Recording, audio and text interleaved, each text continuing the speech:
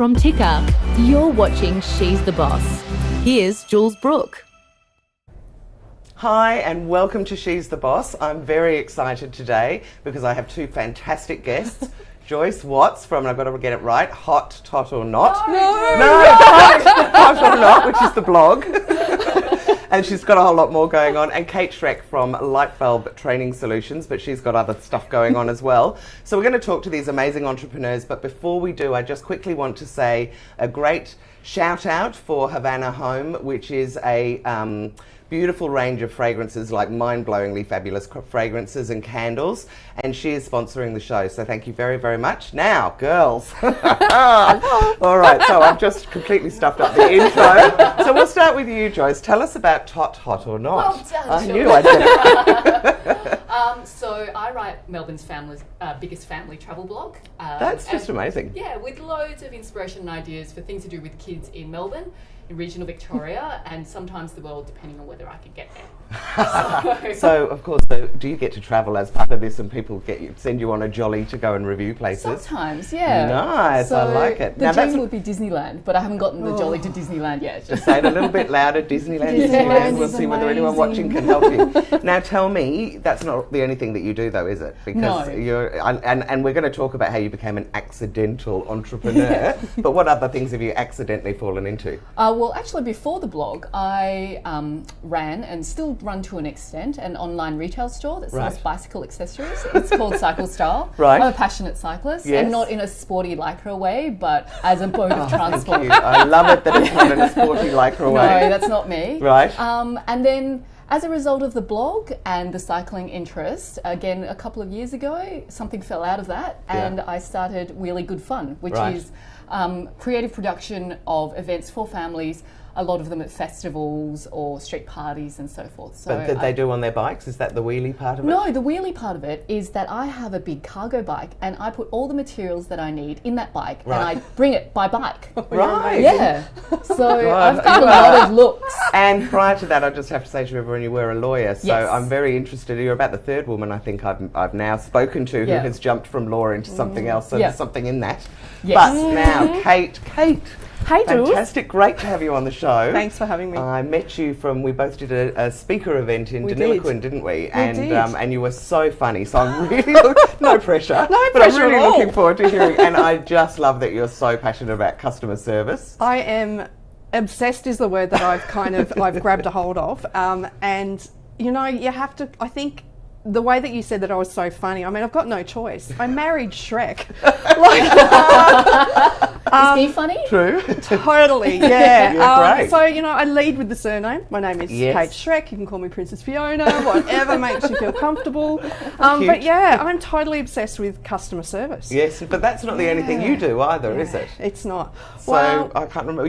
Just for schools. So what's that? So actually, I've got two businesses. Right. So we've got Lightbulb Training Solutions, which is my accidental startup business, and from that, a business called Just for Schools fell out of it. Right. And what's that? What I design and deliver is the same content. It's all about bringing emotional intelligence to the front line of businesses. So I call it customer. That's a big statement. Yeah, well, that's emotional the thing. intelligence to the front line. So it's What does about that mean? customer service is what people Google. Yep. Okay, so when businesses are looking for, Kate, we've got help, so I have to lead with customer service and teamwork. But behind all of that, what I do is come in and actually kind of try to motivate and educate the frontline staff. And the frontline staff are the ones that they're not the boss. In fact, they have a boss. Yes. So generally they're coming to work because they enjoy They who they paid work for and they get paid for it, pays the mortgage, it does all the things. So their passion is probably not at the same level as at the say, same the founder. level. And then the managers get all the training and how do you motivate people? So I kind of have two customer bases. I have schools and I train non-teaching staff in schools. So these are the was that the lollipop lady in the it goes everything thing from or? admin, finance, there is IT, there is the principal, the business manager, the maintenance people. So all the librarians, the aides. And what are you teaching them? Same thing. To be smiley and happy if someone... Well, it's not even about so much just the external customers. We have internal customers in every business. So that's your co-worker. Yes. So I train thinking, getting people to kind of recognise that how you turn up to work makes a huge difference to the culture. Culture is people. Yeah. But also understanding that even during the day, right now, you could be my customer. So how I speak to you and how I communicate with you matters, even though we're on the same team. You're my internal customer. And if that's not going well, the external customers feel it, see it, talk about it. True. Facebook and about that brings it. me back to that thing that it keeps on cropping up, and I say it ad nauseum, which is you've just got to be on your best behaviour everywhere, because if the person that you're speaking to you don't get on with, it's the 5 people down the line that they've told that, you know, you don't want to have anything to do with her, she's horrible, that you don't even think about it at the time. Totally. And I just kind of say, look, the front line is just a term for the people that directly interact, and that can be face-to-face or over the phone. So they're the people in the business. So Light Bulb Training Solutions looks after businesses, and Just for Schools looks after non-teaching staff in schools. And I do that with a nice bunch of fabulous trainers. Businesses across you. I've got practically 3. That is 8 businesses between 3 women. Yeah. Oh my God, we're awesome. Okay, so what I now would like to do before we have our first little break is for you to explain how in heaven's name you went from law to running a parenting blog, and how you went, and we'll start with Joyce, and then how you even developed this passion. So, Joyce, hit me with it. I have a pretty common story. I was a corporate lawyer for a period of time, and then I had children. Right. And then after my maternity leave, the question was, do I go back to that job or a legal job at all, or do I do something else? And to be honest, I didn't love my job enough to make all the other sacrifices required to make it work well. And so I, at that point, made a decision, along with my husband. So we made the decision together that I would run my own businesses, or so it wasn't just stay home and look after the kids. You definitely knew you wanted to do something. Yeah, absolutely. Around that. And I actually started Cycle Style with the view that this might happen. So I started it while I was still a lawyer, and that's always Aren't you clever? advice that I give to others. If you want to start something, it is good I know it's great to go all in. Yes. But to be honest, if you've got financial responsibilities, it's good to have a day job first, do it on the side, see how it goes. And I gave myself 2 years. That is really wise. And then, children sort of drove that a bit faster, and the urgency was a bit faster. And so, really, that was. So, but how did Hot or Not come about? So while I was a lawyer, I was writing a food blog in Melbourne. Right. And were you? Yes, You're I a was. fascinating woman. What was that blog about? It was Mel Hot or Not. So, as in Melbourne. So originality's maybe not your strength. Well, it was a sister brand. Great. So it actually started Mel Hot or Not. Right. And so at that stage, sort of the food blogging ecosystem was much more friendly. It wasn't so much about monetizing. It was like we'd come to events or we'd write about things that we loved and enjoyed and so forth. And when I was pregnant, my husband said I said as a joke, oh, I should start a mummy blog in a sort of derogatory way. And he's like, and he said, actually, maybe you should. I'm like, oh, okay, I hadn't really thought I would. And so actually and you can't actually search it now, but the archives of Hot or Not involve me talking about what it's like to raise a newborn. None of that is relevant to my audience anymore. How old is this? How old are your children now? They're now 7 and 9, so it's 9 years old. So the stuff for the first 3 years She'll have to move into teen Hot or Not very soon, I would think. Probably. Tween Hot or Not. Yeah, tween, into teen, adult Hot or Not. Yeah. Maybe I'll circle back to Mel. Yeah. Revive that. Or Oz. But, yeah. Anyway. So that's kind of how it started. Right, fantastic. Well, and where is it now? Because I know you've said it's Australia's largest, and Melbourne. Melbourne's largest, and I niche. said when I was sitting beside you at lunch, really, how big is Melbourne's largest? Can you tell me?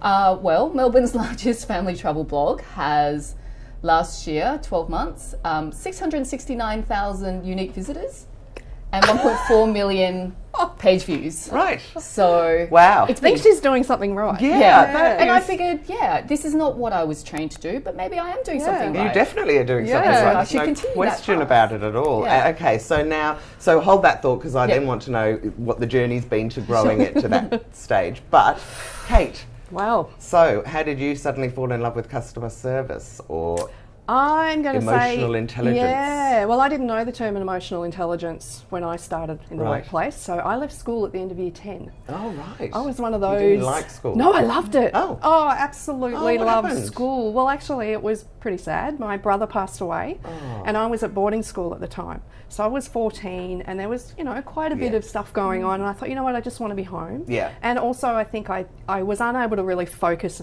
at school. And let's be honest. With that grief. Let's talk 1985. Wee. You went to school till you got a job. Yeah. So the idea of even bothering to do HSC or going to uni, which was 3 hours away locationally from where I was born, right. it wasn't kind of considered as, she dropped out of school. It was, you got a job. Yeah, right. So Yeah, it was okay. great. So the first job that I had was in a pharmacy. Yeah. And I was so excited because I got this white dress and had a zip and, And a name tag, I and bet. a name She loves name tag. tags. Totally, yeah. Within about 12 months, I thought, oh my goodness, this is not for me. Right. I had 4 bosses at the time. And that was quite a At the same challenge. time? We had I 4 guess pharmacists. pharmacists can join together to Yeah. start a pharmacy, so that makes sense. So there was quite a lot of difference in the way that they would manage, and I had no clue at the time. I was a very much, what do you want? 3 bags full, I'll do it. Yeah. One of the big 4 banks opened up in town, and the bank manager kind of tapped me on the shoulder, and I suspect that what he did was he did his shopping and was picking out the staff he wanted at the same time. So he did the shopping in the Right. small country town, Yeah. and then got the phone call. So I started in one of the big 4, and I knew stayed the other people there. that were there because they were all the other people from Yeah. shops around the town. Yeah, and it was a bit of not what you know. It very Yeah. much was in the small country town. It was, okay, who would be good in Can we ask what the country town is? Warwick-Nabil? Warwick-Nabil. Yeah. Ah. So Which is how far away from halfway Melbourne? between Melbourne and Adelaide as the crow flies. Right. Yeah, Yeah, and it's okay. very near where the first silos were done on the painted. silo trail. Yeah, Right, near Brim and right. La, which is I'm a farmer's daughter. Right. So anyway, We love longer farmers' daughters. story short, banking was awesome. Yeah. I loved it. There was Wow. career path. I know. wasn't Hey, wait. expecting that, to The be story honest. changes. I loved it. Yeah. We used to cut up the lines, Christmas cake for our customers. We used to open the door and let the pensioners in on Thursdays. It was all about customer service. Yeah. And then in about the 90s it changed, and this was my sort of feeling. It became very much, I jokingly say, would you like a home loan with that? Yeah. And that disconnect for me really took its toll, but I didn't know because I was still achieving. And I was still doing and okay. young, and didn't have a lot of experience. Yeah, so I got retrenched when I was 32. Best day of my life. I was quite happily done. Yeah. And then It is something that people should, I believe, embrace. I mean, I remember being made redundant once and running through the bit and go, I've been made did. redundant, I've been made redundant. I was like, 'Cause it's yes! some money and I can go off and do what I want. Except about 24 hours later when the hangover wore off, I thought, I'm 32, I'm single, I've got a mortgage, I've got a year 10 qualification, and I hate banking. I don't want to work. I was in retail banking. Right. I didn't want to be in that environment, so everything changed after that. Right, so how did it change? I went and had some career counselling Yeah. to kind of determine what is it that you want to be when you grow up, Kate. Yeah. And it became very clear through psychometric assessments, which is what I'm trained to deliver now in my Yes. training, that You're a there's... disc Yeah, I use professional disc woman. I advanced. only discovered disc a couple of years It's ago, but I saw fantastic. that, Yeah, so I ended up with this list. Kate's jobs that would suit Kate's natural behavioural style, jobs Kate should avoid. Top of the should avoid list, banking, finance. And it was Right. light bulb moment. Yeah. Oh. And you can see why I called the business light bulb That's training such a good name. solutions. What I found out was that I'm pretty, I think innately skilled in the area of people to people communication. That's, I Beautiful. love it. I'm a born people pleaser. I'm proud of it. I will yell it from the rooftop. Yeah. But it caused me a lot of stress when I was only looking after everybody else and not me. Yeah, right. So the challenge for me was to work out where does the me fit in empathy. I was all about everybody else and Yeah. I needed a little bit of Kate space. So I left, went into disability employment, and I helped people with barriers to employment find their That place must have in the been workplace. really rewarding. Absolutely all over me for my natural styles. I Yeah. loved it. Yeah, working with people that loved helping people. I'm helping people get a job. And it was tough. Right. You know, it wasn't easy. And just through that process of training people how to go into a workplace, I went to KFC and flipped burgers and trained people how to do it. I did all Right. of that. It became really clear that businesses didn't really want, didn't have so much care about the disability. They actually just wanted people that were polite friendly, turned up on time, could handle their own Pretty much the workplace same conflict. as people everywhere, isn't it? We just want people who are nice around us. So more light bulbs went off after I did some training for unis and RTOs. I used to deliver Cert 4 in customer contact and business admin, and Oh, Cert 4, that's something it just that made keeps me. on cropping It up. just made me feel a little bit. This is not making the difference that the businesses wanted. Right. So I thought, you know what, I'm going to do it myself. Strike it. But like you, Joyce, I stayed contracting for a good 3 years. Yeah, So I right. had some income, and then I went in to do it on my own. Really good idea. All right, well, look, this seems like a perfect place for us to just have a little break. Yeah. And then when we come back, I'm going to talk to you about how you got to where you are. And I definitely want to know, how does someone become an accidental entrepreneur and end up with that many hundreds of thousands of views? So we will see you shortly.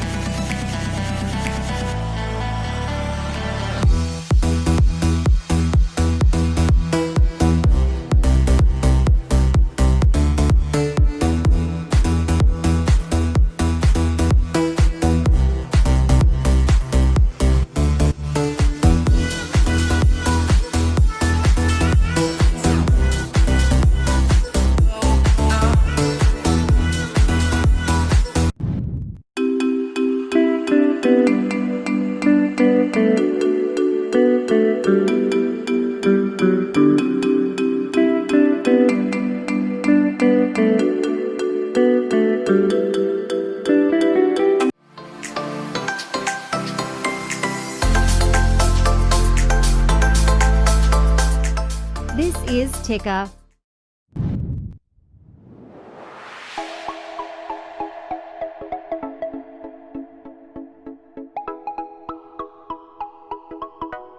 From Ticker, you're watching She's the Boss.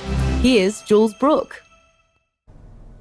Welcome back to She's the Boss. I have two amazing entrepreneurial women with me, and I'm having so much fun chatting with them. We have Cate Shrek, who is very, very passionate about customer service, amongst other things. And we have the fabulous Joyce Watts, who fell into it being an amazing blog writer who's got the, what is it, most popular blog in Victoria around family Biggest- and go on.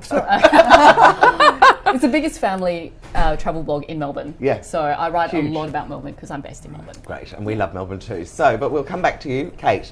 I want to know how you go from working with the disabled, Yeah. so you sort of had this thing of starting from year 10 age, which is what, 15? So I was in the bank for about 16? 17 years, and then I Right. did 6 years in disability employment in Right. Bendigo and Adelaide. And then what happened? Well, this happened. Right. So Shrek came along. I moved to Adelaide. Is he a local guy? Actually, yeah, it's a very interesting story that I won't go into. Okay. But we have known each other pretty much all my life. Right. Okay. But not his.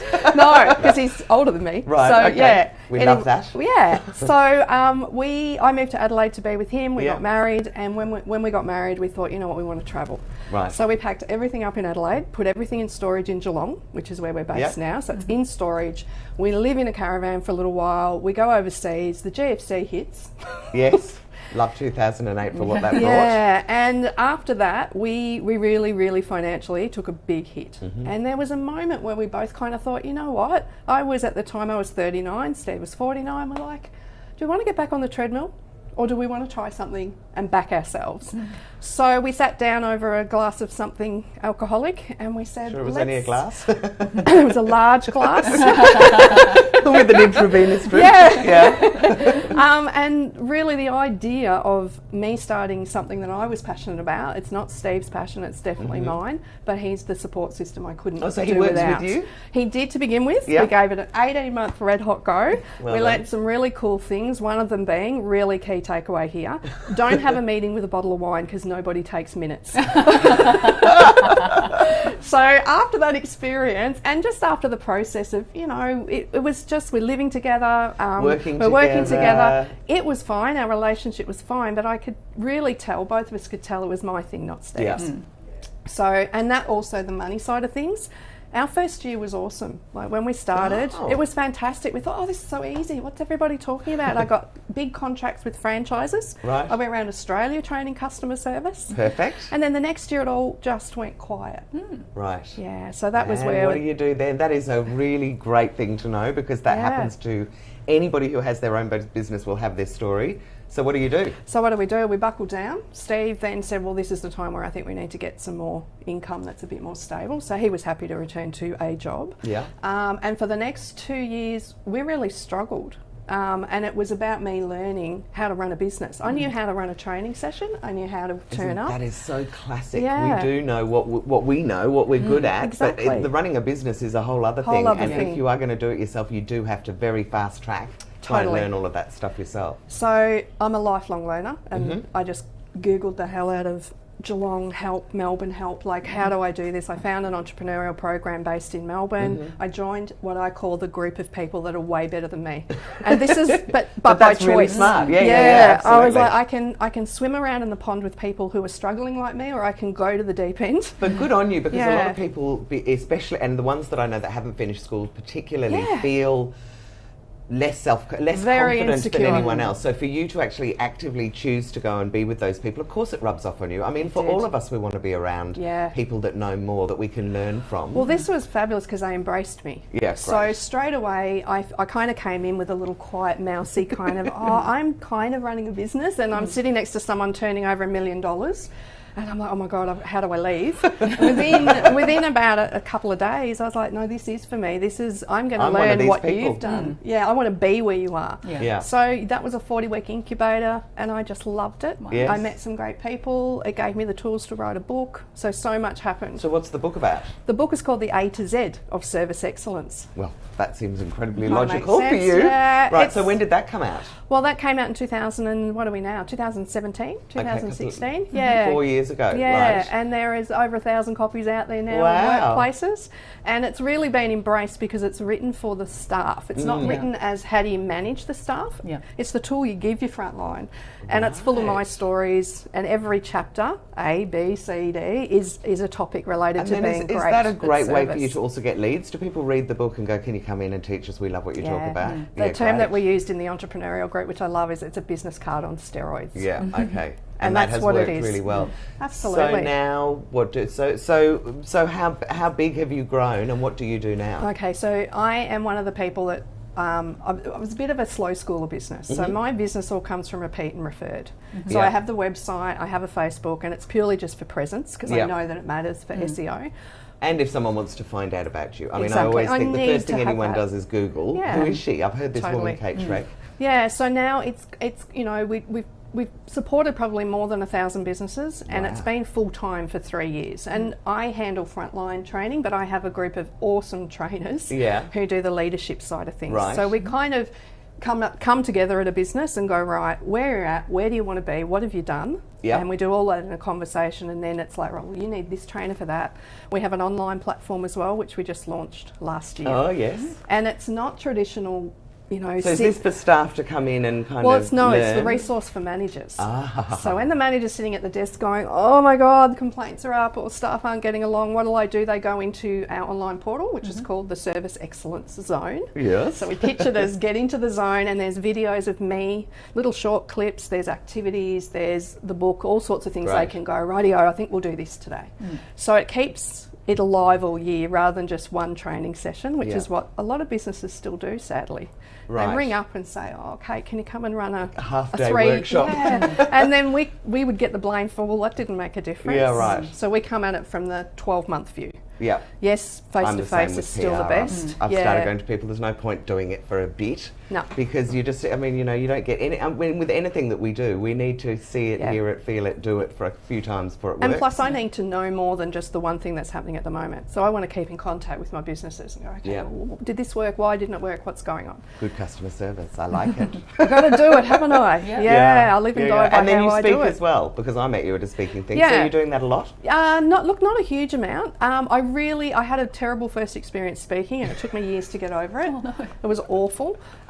So when you put me on a platform or a stage, as soon as there's that podium or microphone, I go back to that first really horrible experience. You So need counselling or something, do. because you're really good at it. really? Yeah. Well, see, no, there wasn't a stage or a platform. Right. If I can walk around with a microphone, I'm fine. So the microphone doesn't it used to be the microphone that intimidated me. Because No. I've got a loud voice anyway. When you put a Yeah, microphone on my country, voice, it's yeah. like no one can ignore me. Exactly. I feel like everyone's looking at me. No, I can yell from one end of the room to the other, no problem. Yeah, great. It's the stand on a stage. It's that bit where I feel that because it's like literally I'm higher than people. I you don't get like stage it. fright, Yeah, I literally. don't like imposing myself. Yeah. I'm much more rather be Okay. free range. I'm a free range chicken. Fantastic. Well, you're a great shook. So far. Right, so Joyce, I want to know all about how you have grown. What was like, let me just do a few blogs about things in Melbourne. I'm guessing because you couldn't find something, or what Yeah. made you start Mel Right. Hot or Not, that then moved into Tot Hot or Not? Well, I started Mel Hot or Not, which was not a business, definitely a hobby, because I came back from London at the GFC. So Right. I was a lawyer in London. I came back, I all couldn't get a job. happened. Right. And I couldn't get a job for 6 months. Wow. And yeah, so it was hard. And I didn't know what else to do with my time. So while I was in London, I was writing a travel blog Right. about my travels in London. So when I came back, I'm like, well, there's nothing to write about here. This is Melbourne, right? It's just, I'm back where I was. So much about Melbourne, but yes, go on. But because I was looking for work, Yeah. I thought, well, I'll do this on the side, and I could go to cafes in the middle of the day and things like that. And so I guess I got a bit addicted to writing and photographing and the business of online. Yeah. Finally, I did get a job, and as I said, I Got pregnant. Yeah, so Decided forth. that you'd start this baby one. and that was purely a diary. It was a Oh right, Yeah. it wasn't Yeah. a directory. Is it a directory now, or is it? It is literally still definitely blogs? Yeah. all of that really personal stuff about my birth. Yes. You know, experience and stuff is all being removed. Right. That is not something that needs to be Oh, shared. I'd go back just to read that. Right. But yes, it started off as a very different beast. Again, very much still a hobby. Did And you then- have a lot of followers for the Mel Hot or Not that then transferred over to the Tot Hot or Not, or were you starting from scratch again? I felt like I was starting from scratch a little bit. So how do you build up a blog audience? I'm really fascinated personally by this as well. How do you build up a blog following? Okay. For me, what worked is after, not talking about my personal experiences and so forth, but actually just helpful information for parents. Right. So for me, what worked was being consistent. Yeah. So I wrote regularly. And How regularly? Every day? At one stage, it was every day. Okay. At the moment, I try and be a little bit more strategic about how I write because I don't want to work all the time. Yeah. But it's very easy to start a blog. Yeah. It's not easy to keep it up. And it's not easy I to get the agree. people following it. Everybody Yeah. starts blogs. Yeah, absolutely. So what's the magic? For me, it was consistency. Right. Yeah. And also, I like to think the quality of my content. So Yeah. my photography gets a lot better over the years. If you have a look, my writing gets better. So it's all your photography? It's pretty much all my Okay. photography. Wow. So the very early posts have Yeah. like 300 by 300 pixel sort of. Tiny ones. Yeah, and now tiny- you're doing big glossy. Yeah. So they're now I get beautiful. proper, Yeah. proper imagery. So it's And investing did in you myself. choose places that were particularly popular, knowing that there would be a chance that would bring more traffic in, or No, not at first, but now yes, because Melbourne, frankly, is never ending Yes. in terms of content. People ask me, how do you get ideas to what you write? It's like You the wouldn't be able to ideas switch it the off. ideas is are not the problem. The time is the problem. Yeah. So before I just used to, go to things that I thought might be good, but now I'm much more strategic about it. So I'll look at what is happening on Google Analytics, Yep. how people are finding me, whether I can write how extra are they content. finding you? People love Googling Harry Potter Melbourne. If you- Right. And you've got a whole lot of posts I've got a around whole that. lot of posts about Harry Oh, I Potter have to Melbourne. read. I've booked to You go. are Yeah. really clever. We had another woman on, Cate, who's a specialist in Oh, SEO, yes. Yeah. and I'm absolutely hopeless with it myself. But this is Same. exactly, I imagine, Yeah. what you do. should be doing. And that's what Cate teaches as well. You do your research. You don't just randomly scattergun content when you have limited Note time. to self, need to make Yeah. note of that. Google Analytics is fantastic. Absolutely. for that. Yeah. So I go Yeah. into Google Analytics. I do competitor research, have a look at what is ranking for my competitors, Yep. see whether I can write content that is different or serves them in a different way. Wow, this So is you very really know strategic. your people, don't you? I do know my people. Yeah. Frankly, my people are me. But and they my must friends. be. But I would assume, because I started off doing parenting PR, and as my kids got older, we moved into sort of older kids' toys and things, and then into lifestyle. That I'm surprised that you still have your finger on the pulse about little kids and babies. Yeah. Now.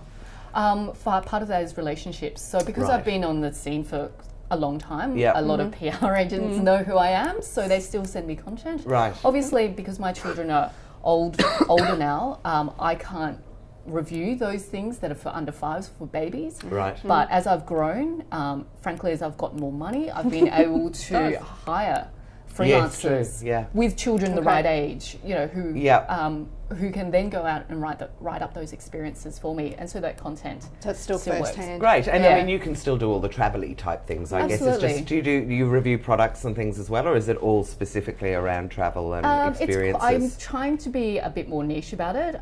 With my social media channels, I'm a bit looser with the scope because I know my audience are frankly women with children. So, I'm. Not that I do, but I might talk about nappies of women with children, whereas the blog, I would never talk about nappies. Right. What about grandmothers? Is that your audience as well? Grandmothers Less and so. grandfathers, now that they sort of look after a lot of I mean, I do people's get children? I do get readers contact me and saying, I love this because I have to look after my under Right. 5 grandchild. But you're not again, actively targeting them. no, again, That just looking at falls my out. analytics, my core audience is 25 to 45 and mainly the 36 to 45. So they are literally Isn't that the interesting? women with that are my age, Yeah. with children approximately my age or younger. Right. And what I find is it's often when you have children under 5 where you're desperate to find things to do with them. And if I can produce interesting, useful, consistent content for parents with children that young, they stay with me. Okay. Yeah, I And would. so- I mean, Yeah. I remember when I've got twins. There was a stage where you cannot stay home when kids are about 2. Yeah. You just can't stay home with them, so you have to go out somewhere, and you start going, I can't What's go to around? Science Works for the 50th time, or Acme, which is brilliant. Yeah. But- what else can yeah. I Yeah, do? absolutely. And so you do start searching for stuff, and unfortunately, I don't think you were around when I had my little babies, or that would have been really useful. Yeah. Right. So it's solving a problem. Yeah. Now, okay, That's so business, isn't it? Yeah. delicate question now. I don't quite know how to ask it, but how do you then monetize it? How do Okay. you make money out of something me? like that? Let's Yeah. start with you. I monetize 3 ways. Yeah. Through advertising. So you'll see that there are ads being served on my website. Right. That Is works. that through agencies, or do you? Yeah, I they go come through to you an ad directly? agency. Right. Okay. You can, if you have, just a small amount of traffic, you can start off with Google ads. Okay. They don't pay very well at all, but it's a start. Yeah. And I guess it also gets your audience used to the idea of seeing ads. And frankly, most people are used to the idea of seeing ads. Yeah. We know we can skip past them if we're Exactly. not You can interested. install ad blocker if you really hate Yeah. them. So ads is one way. It's about a third. Yeah. The other third is through affiliate sales. Yeah. So I'm affiliates for organisations and companies that want to market. Right. So Okay. they would say, we've got this event on. Can you use this link and or We'll give you a promote this commission. link, and we'll give you a Ah. commission on any Yeah. sales that come through you. Absolutely. Yep, great. So that's about a third as well. Yeah. And then the last third is direct sponsorship. So Right. I work with brands or businesses who target market are the same as mine. Right. So they're Melbourne-based women with children. Right. say. Okay. And they'll pay me to either produce content or to be basically on the site with their own content. Right, and how big did the blog have to be before you were able to monetize any of it? I mean, when I I say probably how big is, I guess that's how many followers or readers you have. How You do you can work start it out? monetizing from a very small number. As I said, you can start off with Google Ads and they'll pay you, 3 cents or something. So there's not a problem with the idea of I have to start small because everyone starts with zero, right? Yeah. The only reason I didn't monetize when I had 0 or 1 was because at that point that wasn't what I was thinking I was going to Right. do. I was Yeah. literally writing about changing nappies and feeding Yeah. children. So for me, it was very much probably in the last 3 years or so when I could really see my traffic starting to spike. And I thought, Okay. I'm spending a lot of time and a lot of love on this. And while I love it, it would be nice if I got paid And for also, my efforts. you probably couldn't keep doing it forever. Ever. If you weren't paid, Yeah. because Exactly. otherwise it starts being like, as they get older, and you've got them at 7 and 9. Let me tell you, mine are 14 and 18. They cost more and more and more to bring up. Yeah, so that was, for me, that was the switch. It was Right. like, right, I need to, it's fun. and I would still do it. But now it needs to sustain itself and needs to sustain me. Yeah, well, I mean, now you have an offering that is obviously amazing for anybody that's trying to target. And the other thing that you do is you're in that nice little niche, so they know that the people that are following you are interested in this topic, which makes it much easier for people to go, well, I've got something that fits those people, so I want you to monetize. I want an ad on your website. I love it. So now remind me, so you started the business, went really well for a year or so, then it falls into a hole. How do you find new customers? How do you grow from there? Okay, first of all, you lie down and cry. I know that bit. I've done that one. Okay, and that in itself was cathartic. You know, there was that moment where I just went, how much do I love this? Let it out. Yeah, it's like, how much do I love this? And there was never a waver that this is what I was meant to do. Right. So the falling over bit was the best thing for me in hindsight at the time. So what I then did was engage somebody to do some social media for me. Right. Okay. Before you weren't doing any social media before that? No, because I thought, I didn't understand the whole concept of where's your audience. As opposed to business. Yeah, I'm like, well, I'm a workplace trainer. This is what I do. And businesses Google that. They don't go on Facebook to look for it. They don't go, and LinkedIn was a whole another world for me. Well, yeah, for a long time. And I thought, this is not working. So I engaged some outside help. She was fantastic. Shelley helped me understand that there is a market for what you do visually. Yeah. Because I kind of thought, well, I don't want to hi, this is Cate, workplace training, and I can't take a photo of a workbook or a pencil. Like, what is it that I can offer? That is really good. Now, hold that thought, and when we come back, we're just going to have a quick break, and when we come back, I want to hear what Cate did in her social media posts. To stop crying and to grow the business.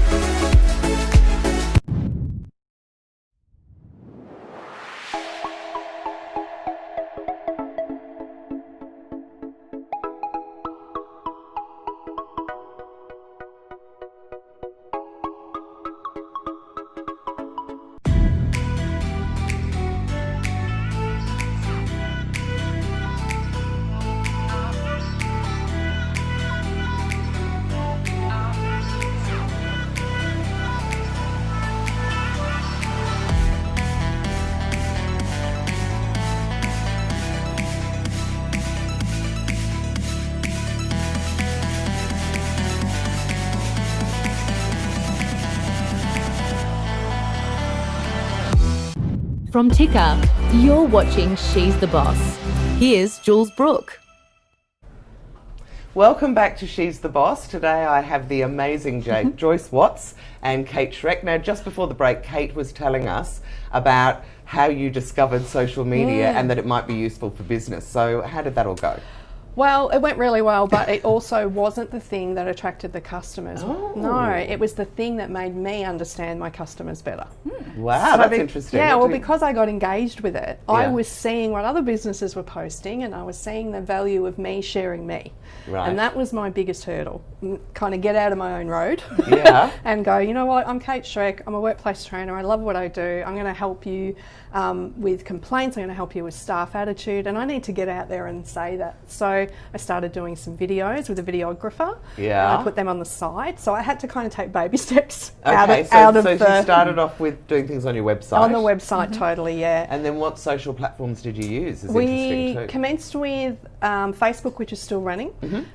Really, Facebook for me is just for the frontline staff. I was going to say the staff it's not would for be the on managers. There. No. Yeah. So what I started doing is taking photos at the end of my sessions. And they love it. They go on and they want to see their team photo and all of that. We got some signs made with "We Survived" written on it. We survived, Cate. Yeah, all of that. And I was kind of like, by watching what other business people were doing and people that I thought, I want to be like them. Right. What I saw consistently was that fun is okay. Yeah, I think was that's permission a to be huge me. mistake that a lot of people make with business, that they go, well, I want to be seen as a serious business person, so therefore I can't show people what I'm really like.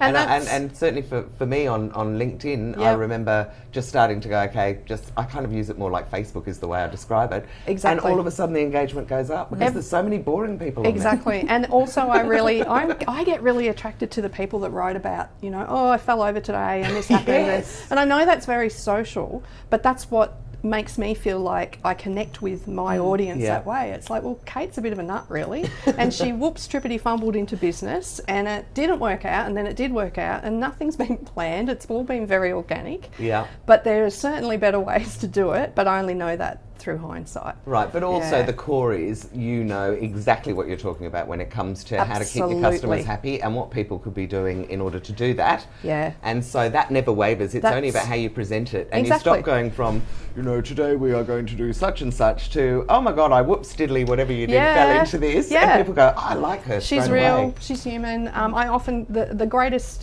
thanks that I get is at the end of a session, and it's always the people that walk in and I can tell they don't want to be there. Yeah. The eyes are down and they're not giving me eye contact.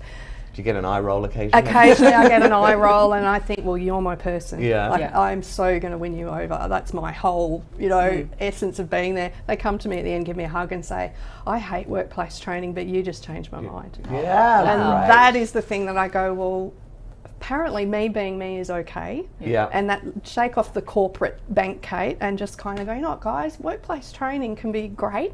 It should be about lifelong learning, because I want workplaces to be places you go to learn as well as earn. And grow. Yeah. And also become friends with all your colleagues, and and we're all different. So when you're in a big workplace, there's different ages, different.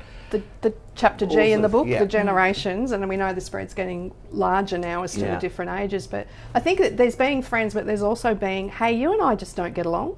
Now, how are we going to do that at work? Like, we have to find that place where we actually collaborate and go, radio, we're professionals. Oh my God, I could just launch into a whole new question on that, but we haven't got that much longer on the show, so we're going to hit Joyce first with. Have you got any tips for people out there that maybe are lawyers wanting to jump, or anyone wanting to jump? Every lawyer, and there's another business model lawyer. But really, sort of, if people are thinking, what could I do, and how would I actually make a living out of it? What sort of tips would you suggest to them? Oh, that's super broad, but let's Bring it back go as small as you online. Like. Yeah. For me, as I said, try and keep a day job while you do your side hustle, and then give yourself a deadline. So as I said, I gave myself 2 years to make something of cycle style at that time. I think consistency is very important. As I said, this is not an overnight success. It has been years of changing and pivoting and just being reliable. Growing and doing better quality photos and better quality content. Absolutely. Investing in yourself. Yeah. So things like, I went and did a photography course because I was taking my own photos. Have you had a business mentor along the way? No, I haven't. I've met lots of amazing business owners, and as Cate said, I like to learn from people who are that step ahead of me. Yeah. And so I've learned a lot that way, but no, I've never had a formal business mentor. Okay. I've just learned from a lot of different people. Right. Yeah.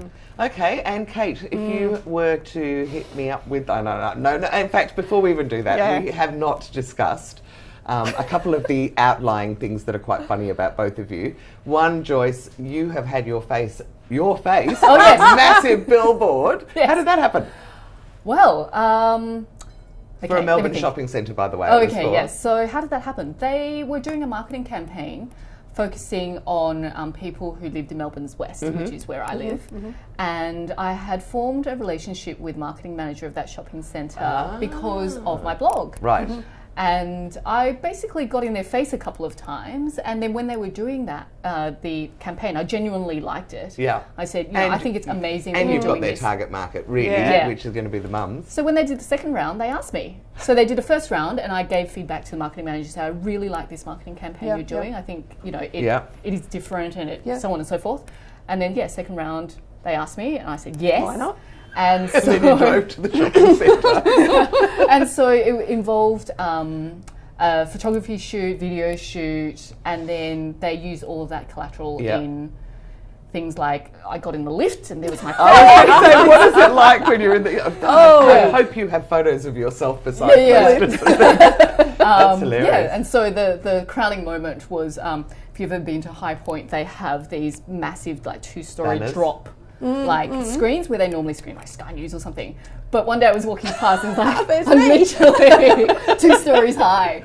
So that was, That is a great opportunity. That is amazing, Good which moment. brings us back to it matters who you know, it matters how you treat them, and if you have a good relationship with them, opportunities just pop out of They're the everywhere. strangest places. Yeah. Absolutely. And you just grasp them or you don't. do. But I just love how what we you've met, done. right? Yeah. I'm sitting next to you at lunch. With your name tag. Yeah. Which I loved. And I said, why are you wearing a name tag? No one else has. Which said, I always carry a name tag. Yeah. I love and it. I just thought that was really clever. So, Kate, sorry, now back to you. Yeah. What tips would you give people? Oh, no, I keep changing my mind. I want to know with you What?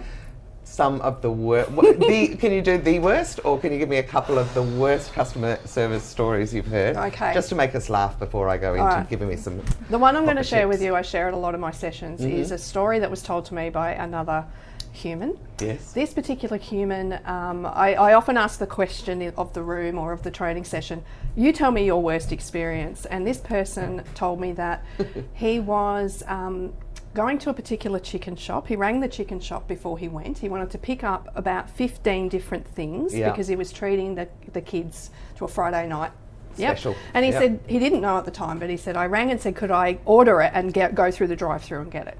And that was great. They were like, oh yeah, that's fine, that'll be fine, which I thought, oh, that's really unique good. and good, yep.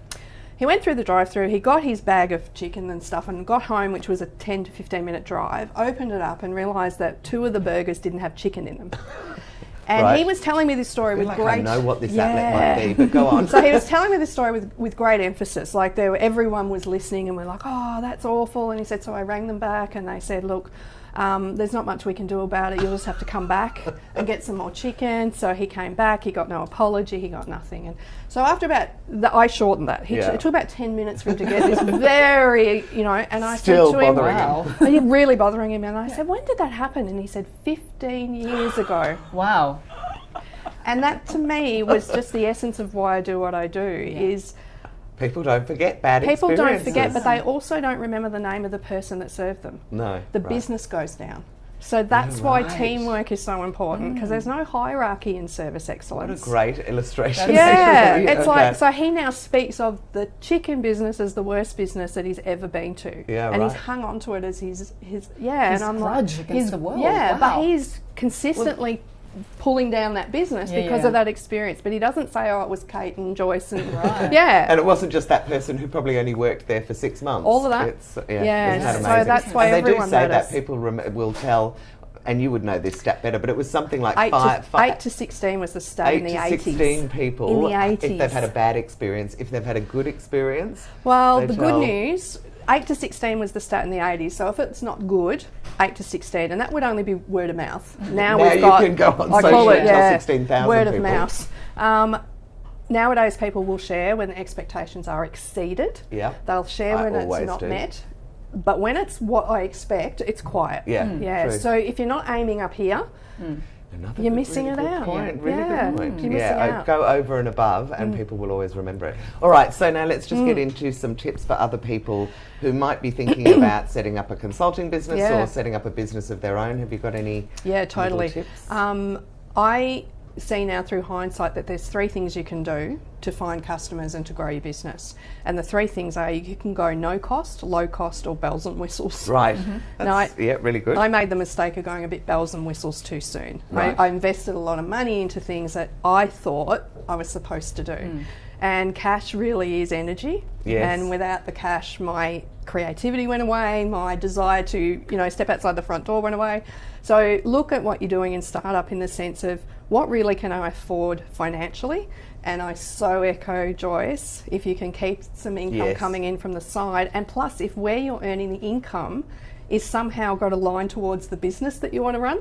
So you're actually testing your product Yeah, on nice. someone else's Yeah. dollar. I was in workplace training for TAFEs and RTOs, so I was, getting to I'd say, See get what my works, craft what doesn't sorted, work, get your make patter all my right. mistakes, Yeah. until I was ready to kind of, and it Yeah. really was. I think I started when I was about 41. It was about when I was 45 that it was full time. I can do this. I can back myself. So for the last 5 years, it's just been me, Right. and my little team of fantastic people that help me out. And so what do you think about low cost and no cost now? Okay, it's so much more no cost. Right. There's so much no There is cost heaps out there. and heaps of DIY, everything. There wasn't agree. when I started. So I kind of look at no cost as get in there, get on YouTube, get on TED Talks, like learn, talk to a friend, go to the coffee, do all of that. Yeah, and there's loads of and there's networking loads things of that offer networking. free, come and pay Yep. $20 and hear somebody who really Yep. knows their stuff. So work out what it is that you can do yourself and do it yourself, because I Yep. think that helps in business too. I know everything. I know from everything about my business. Right. And I won't outsource till I know how to do it myself, at least to the Right. point Yeah. where I go, someone could do it better. Okay. Or my time is better spent somewhere That is else. actually a very clever Yeah. thing to think. Now, any more tips? I think also important to remember that the downtimes are the learning times.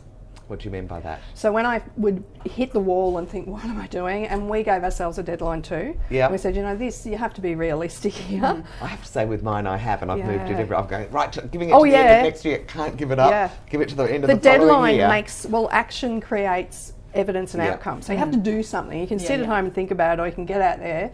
There is no fail. And There's give it a only red hot try. go. That's right. And that's what got me here. Yeah. I cannot knock back an opportunity, which has served me so well. That's right. You know? I totally agree. Yeah, I write a I book, think- Kate. Oh, okay. In fact, one of the biggest tips I would say is if you do see an opportunity, even if you think it's only a very small one, jump on grab it, it. because you never know how that can grow. No, That's right. it's fantastic. I wouldn't have met you without writing a book, which led me to getting it to an e-book, which led me to getting it to audio. That's right. And that's now I'm right. here. Yeah, well, look, you are both two incredibly inspiring you. women. I really genuinely mean that. I love what both of you are doing, and you're both out helping people, which Yes. I also really love. Yes, So it's- thank you so much for coming on the show Pleasure. today. Oh, thank you. This is Joyce Watts. Now, Joyce, first, in fact, Yes. let me do the proper thing. Tell people how people can get hold of you or Ah. to read your blog. So I am found at www.tot. All right, this is a You mouthful. say it. Tot, so it's Colon. TOT, hot Yes. or not.com. So there's Right. no AU on it, and I know it's a mouthful, but it's been too long and I can't change it. It now. comes up. Look, all I It go works. is tot, colon, yeah. and it pops up. Yeah. So that's all you need to do. And then, Kate, how do people get hold of you? Okay, so if you're working in a school, I could say go to Just for Schools. So it's just with the word for schools.com.au. Yep. And then if you're in business, it's lightbulbtrainingsolutions.com.au. Great. So I would highly recommend that you go and have a look at both of those websites. Thank you very much for watching today. Again, I want to say thank you so much to Havana Home for sponsoring us. We really appreciate it, and your fragrances are out of this world. My name is Jules Brooke, and I'll look forward to seeing you on next week's show.